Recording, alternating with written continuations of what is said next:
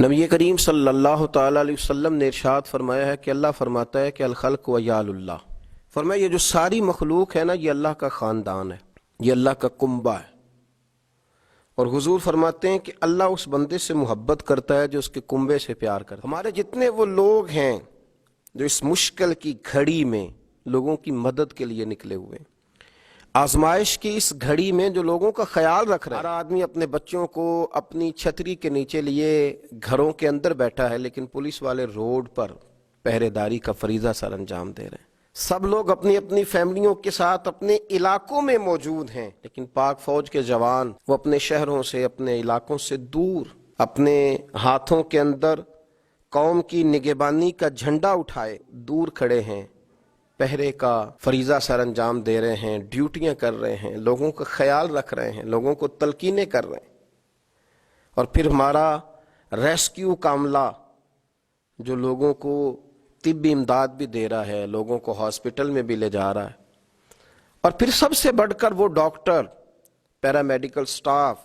وہ نرسیں، وہ ہسپتالوں کے اندر خدمات سر انجام دینے والے لوگ، جبکہ یہ کہا جا رہا ہے کہ اس مریض سے بہت سارے لوگوں کو یہ بیماری لگے گی، لیکن وہ اپنی جانوں کو ہتھیلی میں رکھ کے جو خدمات سر انجام دے رہے ہیں، تو وہ کیا سمجھتے ہیں کہ انہیں فقط ایک پرموشن ان کا اجر ہے؟ کیا سمجھا جا رہا ہے کہ 1-2 ماہ کی تنخواہ اضافی دے دی گئی تو یہ ان کا اجر ہے؟ وہ صرف سلوٹ کے قابل نہیں، وہ لوگ تو ہماری ساری دعائیں لے گئے، صبح و شام ان کے لیے دعائیں نکلیں۔ ہم نے اپنے رب کریم کی بارگاہ میں عرض کی، اللہ انہیں بڑا ہی نوازنا، ان پر بڑا ہی فضل کرنا، اللہ ان کی آنے والی بہت ساری نسلوں پہ بھی رحمت کے دروازے کھول دینا۔ اور وہ لوگ بھی یہ یاد رکھیں کہ اگر وہ اپنی جان ہتھیلی پہ رکھ کے قوم کے لیے، ملت کے لیے، مذہب کے لیے، ہمارے بچوں کے لیے نکلے ہوئے ہیں، تو یاد رکھیں مدینے والے رسول صلی اللہ علیہ وسلم نے تمہیں تنہا نہیں چھوڑا، بلکہ میرے قریب محبوب علیہ السلام نے فرمایا ہے جو رب کریم کے کاموں میں لگ جاتا ہے، اللہ اس کے کاموں میں لگ جاتا ہے۔ اور حضور نے فرمایا جو اپنے بھائی کی مدد میں لگتا ہے، اللہ اس کی مدد فرماتا ہے۔ تو تمہارے کام میں تو اللہ تمہارا مددگار ہے، تم اگر کسی کے بچوں کے رکھوالے ہو تو تمہارے نونہالوں کی حفاظت عرش کا مالک فرمائے گا،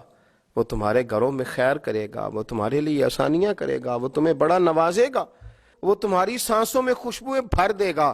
وہ تمہارے لیے خیر والا معاملہ کرے گا۔ یاد رکھنا تم تنہا نہیں ہو،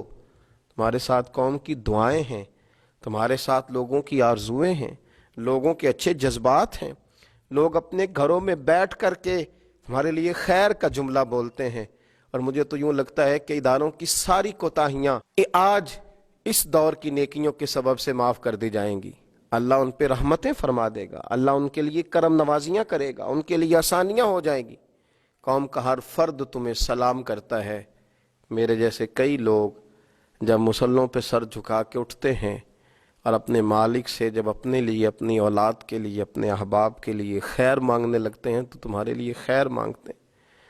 تمہارے لیے طاقتیں مانگتے ہیں، تمہارے لیے قوتیں مانگتے ہیں، تمہارے لیے رب کریم کی بارگاہ سے فضل کی دعا کرتے ہیں۔ یاد رکھنا مالک تم سے بڑا ہی راضی ہوگا، وہ تمہیں بڑا نوازے گا۔ دنیا مٹ جائے گی، ختم ہو جائے گی،